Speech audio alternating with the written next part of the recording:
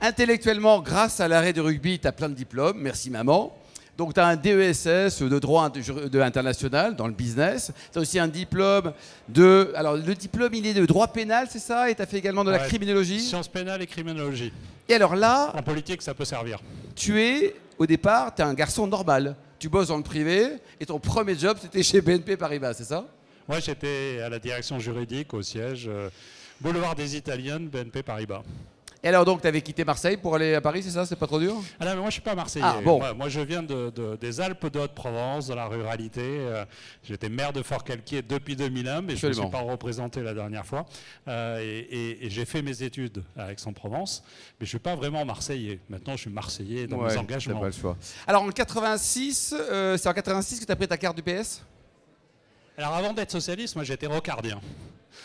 Oui. À l'époque, je trouvais que le Parti socialiste était très mal Michel Rocard, qui, à mon avis, portait des choses. C'était un peu l'aile droite du Parti socialiste. Et donc, j'ai commencé de mon engagement politique en trouvant que ce parti traitait mal Michel Rocard et que j'allais aider Michel Rocard, avec le résultat qu'on connaît. Et il n'a jamais été président de la République. Alors, je vais donner quelques noms. Tu pourras une évocation, un souvenir, une anecdote, comme tu veux. Catherine Trottmann. Ah, j'ai été son collaborateur, son chef de cabinet. L'humanité, chez elle, extrêmement forte, extrêmement puissante, c'est une belle personne. Ensuite, Michel Sapin, il était notre invité au mois de juin. On a parlé de loi anticorruption. Avec lui, il en connaît un rayon. Ça sera notre invité également au mois d'octobre. Un souvenir peut-être? Alors j'étais aussi son collaborateur. D'ailleurs, avec Catherine Trottmann, j'étais chargé de mission au porte-parole du gouvernement comme collaborateur. Et quand je suis devenu porte-parole du gouvernement moi-même, ça m'a fait bizarre. Il s'était passé quelques années, mais c'est vrai que c'est étrange. Michel Sapin, j'étais aussi son collaborateur. Michel, ce qui est étonnant, c'est sa fulgurance intellectuelle. Ouais. C'est le genre de type, vous passez avec d'autres collaborateurs une petite semaine à préparer une note, une stratégie, un truc, un machin. Vous arrivez dans son bureau, vous installez, vous lui donnez la note, vous commencez à l'expliquer. Et là, au bout de 15 minutes, il vous coupe pour dire « Ouais, je pense qu'il faut faire ça, ça, ça et ça. » Et ça tombe bien, c'est ce qu'on avait proposé de faire après une semaine de boulot. Édouard Philippe. Ah, l'homme a beaucoup d'humour, en plus d'une belle intelligence. Et je peux vous raconter une anecdote de cadeau d'anniversaire avec Édouard. Mon premier anniversaire, ou le deuxième comme ministre à ses côtés, il organise un petit dîner à Matignon. Et puis à ce moment-là, il y a un des huissiers qui arrive avec un carton ouvert avec des trous et il m'offre un poulet vivant. Un poulet? Ouais. Et en fait, il y a une explication. C'est que quand j'ai été élu le patron du parti En Marche à l'époque, il y a un meeting d'élection du chef, et donc l'après-midi, je fais un grand discours fondateur dont tout le monde se souvient. Et à la fin du discours, Édouard et les cadres du parti montent sur scène pour qu'on se fasse applaudir tous ensemble. Et au moment où ils montent sur scène, moi j'ai terminé mon discours, j'ai toujours les micro-cravates, et puis on est en direct sur les chaînes info, et je me penche vers Édouard, et j'avais besoin de son commentaire sur mon discours, parce que je flippais un peu, et je lui dis, ça allait mon poulet. Mon problème, c'est que nous étions toujours en direct sur LCI, BFM, CNews, et que ça a un peu buzzé. Et alors, du coup, il m'a un peu vanné en m'offrant un poulet et je me suis vengé l'année d'après. Pour son anniversaire, je lui ai porté une lithographie de Raoul Dufy. Ah, très bien, oui. Et Raoul Dufy est né au Havre, a beaucoup peint sur le Havre, et donc je lui ai offert une lithographie de Raoul Dufy avec le Havre, qu'il a toujours dans son bureau, il l'avait à Matignon, il l'a toujours. Et je lui ai mis un petit mot en lui disant, et je vous ai dit que j'avais été maire de Fort-Calquier, dans la vie, on ne choisit jamais l'endroit où l'on est, mais on peut choisir l'endroit où on va mourir. Raoul Dufy, né au Havre, mort à Fort-Calquier. Waouh. Jean Castex. Alors la bonhomie, Castex, évidemment, il est de ta région. Prades. Une anecdote sur Jean Castex. Comme tous les premiers ministres, le premier média important qu'ils font, c'est Paris Match, avec une photo dans leur bureau, dans le jardin, etc., avec leur compagne. Et Jean n'y échappe pas. Et il fait une photo avec son épouse, son chien, et un survêtement d'époque. Mais vraiment. Et je petit déjeune avec lui quelques jours après, et je dis, Jean, le survêtement, il fait pas, quoi. Et il me dit, ouais, mais tu sais, Christophe, je fais pas beaucoup de sport, et il est toujours nickel. Emmanuel Macron. Là, je vais être plus sérieux. Une anecdote, Emmanuel Macron. C'est évidemment un parcours, on a commencé l'aventure En Marche, on était 5-6 autour de lui, et il n'y avait pas les mecs de McKinsey. Hein. On était 5-6, et il y en a plein. Mais il y en a une à laquelle j'ai pensé tout à l'heure et qui m'a touché. Évidemment, la politique, c'est extrêmement prenant. Et ça vous prend de votre famille aussi, parce que vous êtes absent en permanence. Et on a fait toute la campagne, je l'ai accompagné partout. Et puis, la première année où je suis au gouvernement, ma fille passe le bac et a mention très bien. Ma fille est formidable. Bravo, félicitations. Toi, t'as vu quoi comme mention d'ailleurs? Alors moi, c'est pire. Moi, j'ai passé mon bac, on l'a pas dit, parce que j'ai fait des études brillantes, mais en réalité, je suis particulier. Moi, j'ai quitté mes parents, je me suis fâché assez jeune, et j'ai passé mon bac en candidat libre. Ah oui. Plusieurs années après. Ah oui. J'ai un parcours un peu atypique, comme quoi on peut réussir malgré tout. Et donc mon bac, je l'ai eu avec mention passable au rattrapage. Donc j'assume, mais c'était des circonstances un peu particulières, plus privées. Et donc quand ma fille a eu son bac, évidemment, j'étais à Paris, et je ne pouvais pas être avec elle. Et il l'a su, il s'est démerdé, il a chopé le portable de ma fille, et il lui a envoyé un texto pour la féliciter, et en la remerciant, au fond, de lui avoir prêté son papa. Oh, c'est trop mignon ça. Michel Barnier. Alors, Michel Barnier, je le connais moins, mais je l'ai connu notamment dans la dimension de ses actions européennes. Je l'ai connu aussi quand, à la tête du parti, j'ai préparé l'élargissement politique de la première campagne des élections européennes, où on s'est appuyé sur un large spectre et on a élargi la majorité. Et donc, on a bossé ensemble. C'est un homme, c'est un Parisien, un intellectuel, et en même temps c'est un homme du terroir qui sait ce qu'est le terroir et la difficulté du terroir et la montagne en particulier. Je pense que ce sont de vraies qualités. Alors, tu as été maire, tu as été député, secrétaire d'État, ministre de l'Intérieur en 2018 jusqu'à 2020, pendant 2 ans. Ton meilleur et ton pire souvenir, cette partie au ministère de l'Intérieur? Le meilleur souvenir, c'est que souvent on dit au ministre de l'Intérieur, ça doit être très dur. En réalité, c'est dur parce que vous êtes hyper exposé médiatiquement et que les gens ont un avis sur tout en permanence, etc. Mais c'est un ministère facile à piloter parce qu'il y a une administration extraordinaire. Et quand le chef a dit, l'administration exécute. Et je l'ai vu pendant le premier confinement, c'est un des ministères qui a tenu droit, quand il y a des ministères entiers qui ont disparu. On ne va pas en parler, mais vraiment, on a libéré 12 500 personnes de prison pendant le premier confinement parce qu'il n'y avait plus aucun magistrat. Enfin, je suis un peu sévère, mais c'est vrai. Alors que c'est un ministère qui tient bon.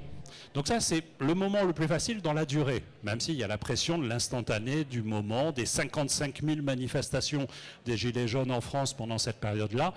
Et donc, c'est des moments difficiles. Mais les moments les plus difficiles, c'est quand il y a cette part d'humanité, que ce soit... J'ai en tête le moment où l'auteur de l'attentat du marché de Noël de Strasbourg est abattu. Je suis à Strasbourg à ce moment-là parce que pendant 48 heures, on le cherche, on ne le trouve pas. Et j'assume de décider de réouvrir le marché de Noël alors que le terroriste est toujours dans la rue armé. Et puis, une fois que je fais la conférence de presse pour expliquer comment on va rouvrir le marché, en fait, on est appelé presque par hasard par la direction départementale de la police en nous disant « on pense qu'on l'a eu ». Et en fait, il a été abattu un peu par hasard, à un moment où on a mis une grosse pression et donc il avait fui. Et quelqu'un dit « non, mais on n'est pas sûr que ce soit lui ». Et je me suis rendu sur place et j'ai eu l'auteur à mes pieds, avec une photo. Il avait pris... Oh, non, je ne vais pas dire. Ouais, il a pris ce qu'il fallait, quoi. Voilà. Et là, il a fallu que je l'identifie pour prévenir le président de la République et Édouard Philippe que l'auteur était neutralisé. Et ça, c'est des moments évidemment extrêmement forts, mais qui sont moins forts encore que ces moments, et c'est peut-être les seuls où vous vous sentez réellement utile quand vous êtes ministre de l'Intérieur, c'est quand vous passez du temps avec les familles des policiers, avec les familles des gendarmes, avec les familles des pompiers qui viennent de mourir. Et ce temps-là, où vous sentez que c'est une culture dans la police, dans la gendarmerie, où l'importance du ministre est évidemment essentielle, et vous passez 2 heures, 3 heures, quelquefois plus encore en changeant tout l'agenda, et vous donnez de l'énergie. Et je peux vous dire que c'est les moments de ma vie où j'ai été le plus épuisé physiquement, c'est ce temps partagé où vous donnez un peu d'humanité pour essayer d'apaiser le malheur. Alors, aujourd'hui, tu es notamment président donc, du port, le grand port de Marseille. D'abord, pourquoi il est grand, ce port? Parce qu'il n'y a pas que Marseille, il est étendu, Christophe? Alors d'abord, c'est un statut. Les grands ports, c'est les anciens ports autonomes. Donc Le Havre, Dunkerque, Marseille sont des grands ports maritimes. Et celui-ci est effectivement étendu parce que c'est Marseille, ce qu'on appelle les bassins Est, mais Marseille c'est une toute petite partie de l'activité, c'est essentiellement Fos-sur-Mer. Et le port de Marseille, c'est grand comme la ville de Paris.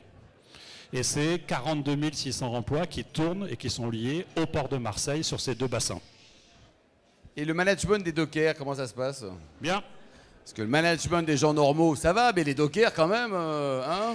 Non mais les dockers, la particularité, c'est que déjà, moi, quand la rumeur avait annoncé que je venais, ils ont manifesté, banderole, etc. Ils n'étaient pas contents, ils n'étaient pas contents. Oui, et le chef du syndicat CGT avait dit, moi vivant, Castaner, il ne mettra jamais les pieds sur le port. On est potes depuis. Et donc, ça va plutôt. Après, les dockers, c'est l'histoire du port. Avec la difficulté à manager, c'est qu'ils sont chez eux, et ils considèrent qu'ils sont chez eux. Et donc, par exemple, les ministres ne viennent pas se promener sur le port, alors que la patronne de la CGT, elle peut venir et vous n'êtes pas prévenu. Donc ça, c'est presque une anecdote. C'est pas simple à manager. Et des fois, quand ils décident de bloquer, ils bloquent. Et donc, ils sont toujours dans rapport de force. Mais ils sont l'histoire du port.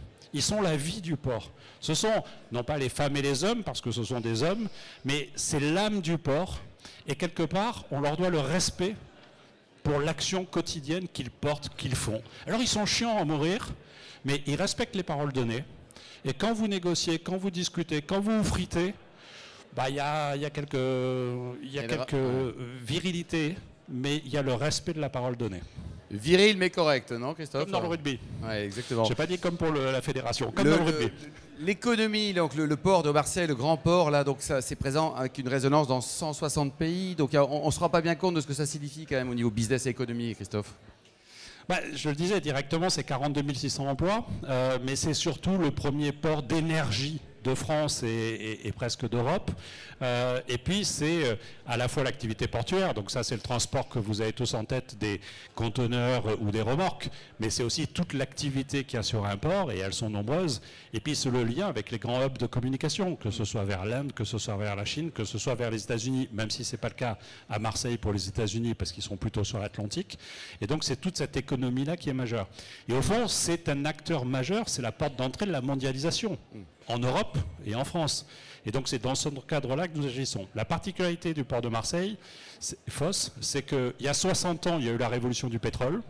Il y a un ingénieur qui est venu, qui a dit c'est joli la Camargue, parce que c'était la Camargue, on va y faire le plus grand port pétrolier d'Europe. Et ça s'est passé comme ça. Au passage, ils ont oublié de faire des routes, ils ont oublié de faire des infrastructures de transport et ferroviaires, et on les a toujours pas correctement faites. C'est un vrai sujet. Il y a 40 ans, ça a été la chimie du pétrole, grande révolution aussi. Depuis, plus rien. Et là, on vit depuis 3-4 ans, mais c'est vraiment marqué depuis 18 mois, une troisième révolution qui est liée à la décarbonation du pétrole. Et comment on arrive à passer d'un port pétrolier à un port multi-énergie, notamment avec l'hydrogène, mais aussi la production, une gigafactory de panneaux photovoltaïques, il n'y a pas de batterie, ça c'est plutôt sur Dunkerque. Et au fond, comment on transforme le port? Parce qu'il faut avoir en tête qu'aujourd'hui, 50% de la production de CO2 industriel de France se fait sur 3 sites. Fos, Dunkerque, Le Havre. Et donc on peut emmerder le monde à dire vous ne pouvez pas rouler avec votre vieille voiture pourrie au cœur de Paris et surtout pas rouler sur le périphérique à 55 km/h. Mais l'enjeu, c'est de décarboner ces sites de production de CO2.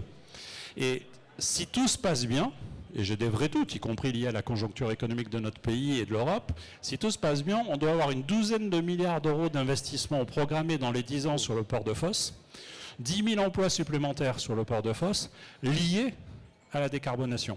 Et donc c'est la troisième révolution que nous sommes en train de vivre, mais évidemment, il y a quelques conflits d'usage. Je vous prends un exemple simple.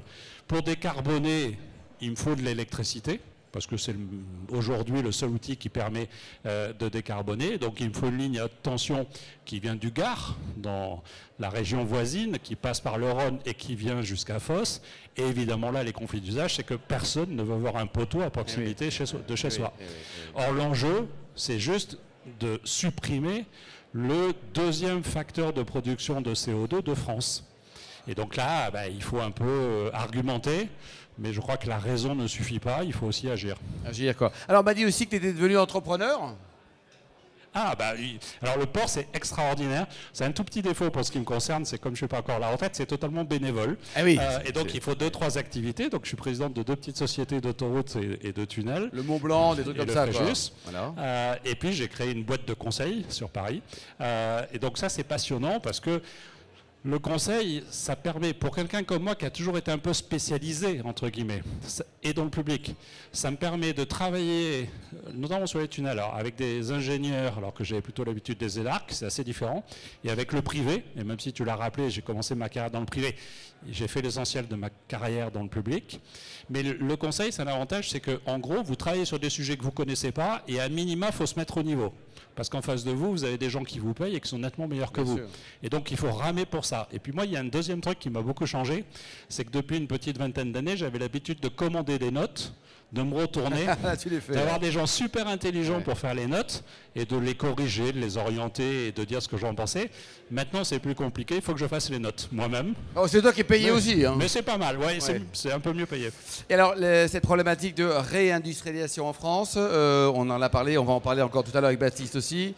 Voilà, il y a une espèce de prise de conscience alors que c'est une réalité depuis longtemps. Quel est ton avis sur la problématique? Ah ben, je vais être brutal. La France et l'Europe ont fait le choix de se désindustrialiser. Parce que cette économie grise, ces emplois gris et cette économie qui polluait, qui fumait, qui était moche, on a préféré la renvoyer ailleurs. Et c'est pas noble. Et on est passé en quelques années, années 75, on a 25% du PIB qui est du PIB industriel. De 95, on tombe à 17%. 2017, on arrive à 11%. 11% du PIB seulement qui est produit par l'industrie. Et il se trouve qu'il y a 10 ans, quand je faisais encore la politique, j'aurais eu du mal à utiliser le mot de souveraineté nationale, parce que c'était du vocabulaire qui appartenait aux extrêmes et à l'extrême droite. Or, il y a eu des crises majeures, la crise sanitaire, le Covid, la crise pétrolière qui est revenue et qui a montré que notre dépendance était une catastrophe, et puis la crise de la paix militaire avec l'Ukraine. Et je crois qu'on a pris conscience de la nécessité de réindustrialiser le pays. Et donc aujourd'hui, on voit comment les choses ont évolué. On avait moins de 217 entreprises industrielles en 2016 en France. On est à 250 l'année dernière qui se sont installées. On est dans une dynamique positive, même si ça a été le cas sur les 4-5 premières années du quinquennat d'Emmanuel Macron, y compris parce qu'on a pris des mesures qui ont fait que la France est devenue le premier pays en termes d'attractivité. Les impôts, l'ISF, autant de trucs qu'on nous reproche aujourd'hui. La flat tax qui ont coûté électoralement, mais il n'empêche qu'elles étaient nécessaires. Depuis 18 mois, on est moins dans ce cadre-là. Et depuis 18 mois, on voit quand même des tensions sur les marchés. Et je suis sûr que les chefs d'entreprise qui sont ici le savent aussi, où les perspectives de développement sont faibles. L'attractivité américaine revient très très fort, avec tous les dispositifs fiscaux et de financement qui existent aujourd'hui, notamment sur le secteur de l'énergie. Et l'instabilité politique que nous connaissons aujourd'hui, même si tout va bien, nous devrions avoir un nouveau gouvernement demain. C'est pas un scoop, hein, mais je fais un pari. Et j'ai aucun nom. Mais demain, mais l'instabilité politique en surrajoute. Donc du coup, on a eu une dynamique positive de réappropriation industrielle, de nouvelles fiertés industrielles, mais je crains qu'on soit dans un moment un peu charnière où pas dans le bon sens, on pourrait reculer. Avant les questions spontanées, c'est Baptiste qui a posé la première question. À ton avis, Rabiot à l'OM, est-ce que c'est une bonne nouvelle ou pas? Bah oui.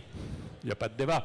C'est forcément une bonne nouvelle, ça a surpris tout le monde. J'ai même vu tout à l'heure la presse anglaise dire que globalement le mercato conduit par l'OM de Zeribi jusqu'à Rabiot est assez remarquable.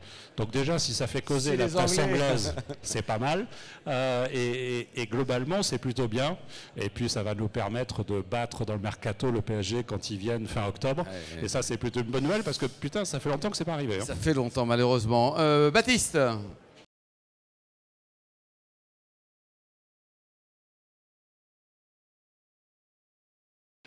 Je vais vous dire un truc qui n'est pas un scoop, mais je ne souhaite pas revenir en politique. Tout le monde dit ça. Et tout simplement parce que je trouve que l'atmosphère politique s'est terriblement dégradée ces dernières années. Je trouve que globalement, le personnel politique n'est plus au niveau de ce qu'on a connu il y a quelques années, et je me mets dans la catégorie de la seconde division, en ayant profité de la baisse de niveau. Donc je ne sais pas parce que je suis sévère, parce que je me mets dedans, ou prétentieux. Et je trouve qu'aujourd'hui, la raison n'existe plus. Qu'aujourd'hui, c'est l'hystérisation, c'est la conflictualisation qui fait qu'une parole politique est forte. Et donc, au fond, on raisonne à l'échelle de la perception d'image qu'on va donner de soi-même, donc c'est de l'hypercommunication, pas forcément du faire. Et je trouve que globalement, l'action politique, les Français ne sont pas couillons. Quand ils sont sévères dans leur jugement, c'est parce que ce qu'on leur donne à voir n'est pas au niveau. Mais ces derniers temps, et sur des délais assez courts, le duo média-politique, parce que l'un et l'autre s'alimentent, se nourrissent, et Dieu sait si, enfin Dieu je sais pas, mais moi je sais combien j'ai fait de matinale le matin sur tous les médias de France, combien j'ai fait de dominicales, etc. Mais globalement, on n'est plus que dans la conflictualisation de l'expression. Vous allez faire une matinale le matin, l'objectif du journaliste, c'est pas de vous faire parler, c'est de vous piéger pour faire un buzz dans la journée. Ouais. Et donc, moi, je fais un peu de coaching pour mes copains, jeunes députés, etc. Et je commence toujours par leur dire, tu connais tes conjonctions de coordination? Alors évidemment, ils se sont étonnés. Donc oui, vas-y, raconte-les-moi. Très bien, tu les oublies. Pourquoi? Parce que tu ne peux plus les utiliser. Tu ne peux pas dire, je pense que, mais les éléments de contexte m'amènent à revoir ma position, et donc il faut. Tout simplement parce que tu veux qu'on retienne toi, je pense, le mais ou le donc. Et donc, tu me fais que des phrases courtes, avec une idée par phrase, la plus simple possible. Et l'objectif d'une matinale, c'est j'en suis sorti sans me prendre une baigne. Ouais. Pas en cherchant à convaincre, sans me prendre une baigne. Et donc, le raisonnement, la raison au sens philosophique, je pense, a totalement disparu du champ politique. Et on n'est plus que dans l'émotion médiatique. Et la meilleure traduction, c'est à chaque événement, le ministre sort et dit « je vais faire une loi ». Et si vous comptabilisez le nombre d'annonces de loi, vous n'en avez aucune qui est faite derrière. Il n'y a pas de hasard si, quand on sonde, il y a des sondages qui ont été faits pour la présidentielle, c'est trop tôt, ça n'a aucune valeur, mais, et qui sont sortis hier. Intention de vote au premier tour de la présidentielle, 40%. On montera. Mais hier, le séjour dernier, le terrain a été fait séjour dernier, mais la réponse d'hier, c'est 40% seulement disent oui, j'irai voter. Et ça, c'est vraiment perturbant. Ouais. Christophe, dernière chose, ton meilleur souvenir de dégustation d'un vin? Alors moi, je ne suis pas d'une région d'élite sur le vin. Nous, c'est le rosé. C'est bon, le rosé. Moi, je suis très fan. Mais voilà, la région Provence-Alpes-Côte d'Azur. J'adore les vins du Languedoc-Roussillon. Il y a des pépites de l'ancien Languedoc-Roussillon. Il y a des pépites extraordinaires. Un peu moins chères. Dis le Bordeaux aussi, là, Philippe, il fait la gueule. Un peu moins cher que dans le Bordelais ou qu'en Bourgogne, où il y a vraiment des choses qu'on peut découvrir, qu'on peut surprendre. Et moi, s'il y a une émotion et que j'ai toujours, c'est du gâteau au chocolat avec du mori. Oh, parfait, ça, très bien. Ça. Au pied de Kérébus. Merci Christophe, on l'applaudit très chaleureusement. Bravo, félicitations.